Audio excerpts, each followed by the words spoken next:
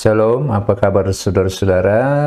Harapan saya Anda sekalian dalam keadaan sehat dan tidak kurang suatu apapun di bawah perlindungan Tuhan kita Yesus Kristus.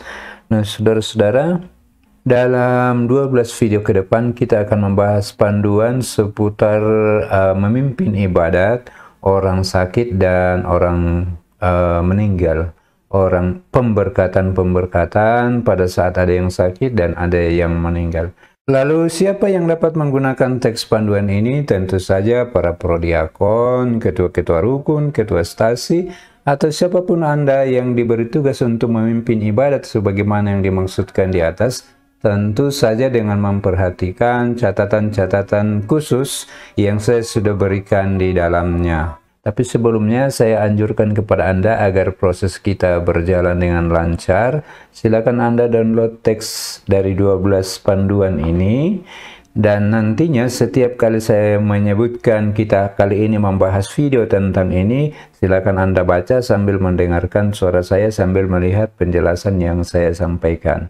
Demikian, karena ini adalah video kali ini belum membahas apa-apa, ini hanya sebagai pengantar saja, jadi saya belum akan masuk pada salah satu teks panduan itu, namun saya akan berikan gambaran umum pada video kesempatan kali ini. Mari kita lanjutkan.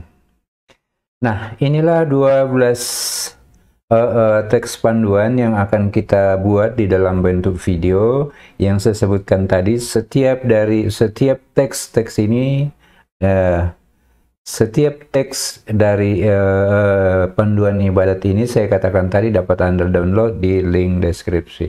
Yang pertama adalah pemberkatan orang sakit. Sebenarnya ini kategorinya ada dua. Ada mengenai orang sakit dan ada yang meninggal. Tapi saya berpikirnya cukup saya jadikan satu saja, satu rangkaian supaya lebih mudah bagi Anda untuk di-download. Panduan yang pertama adalah panduan ibadat pemberkatan orang sakit. Nah, saudara-saudara, buku ini membahas tentang mendoakan orang sakit yang dipimpin oleh prodiakon. Kemudian bagian yang kedua, menemani orang sakit dalam sakratul maut, dalam hal ini mendoakan dia dalam keadaan sakratul maut. Kemudian sesaat setelah orang meninggal, yang poin nomor 3 ini dapat kita doakan. Di sana ada pemberkatan, pemercikan air suci apabila dipimpin oleh prodiakon. Kemudian di nomor 4 ada panduan ibadat memandikan jenazah. Doa apa yang akan disampaikan? Ya, kira-kira seperti apa caranya memandikan jenazah dan doa yang harus disampaikan. Plus yang kelima, poin yang kelima, yaitu ibadat mengenakan pakaian. Ternyata sebelum mengenakan pakaian pada jenazah yang sudah dimandikan juga ada teks ibadatnya, kalau mau diambil lengkap. Kemudian di poin ke-6, nah ini yang sering kita lihat. Kalau yang 4-5 di atas itu ya biasanya agak jarang sih kita lihat. Tapi yang poin ke-5 ini, poin ke-6 ini sangat sering kita lihat. Ibadat memasukkan jenazah ke dalam peti. Itu ada teks panduannya. Kemudian setelah jenazah dimasukkan ke dalam peti, lalu kemudian ada pemberkatan jenazah. Ini adalah pilihan. Manakala misalnya di poin nomor 3 ini tidak kita lakukan, di sana ada pemercikan air suci, maka kita dapat alihkan ke poin nomor 7 ini, pemberkatan. Nomor 7 ini adalah ibadat bersama yang dipimpin oleh prodiakon, yang ibadat yang pertama setelah kematian dan setelah jenazah dimasukkan ke dalam peti, lalu kemudian diadakan ibadat pemberkatan jenazah.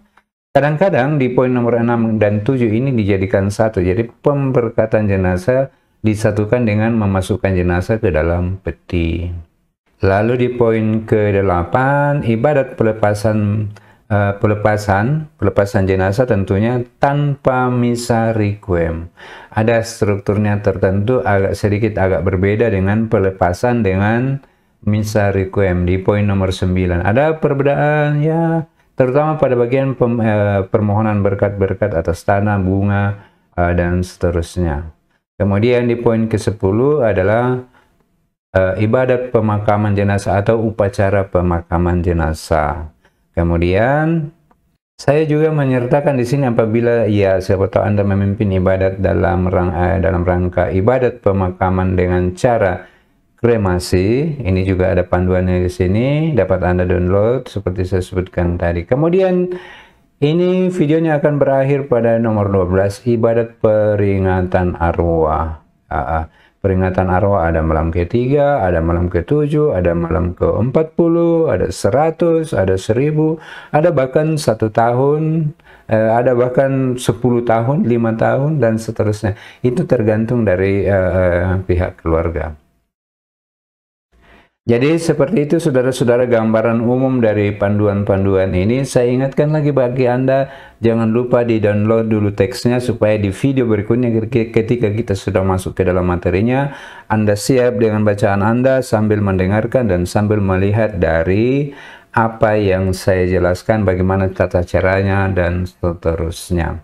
Demikian video singkat ini, salam sehat dan Tuhan Yesus memberkati kita semua. Amin.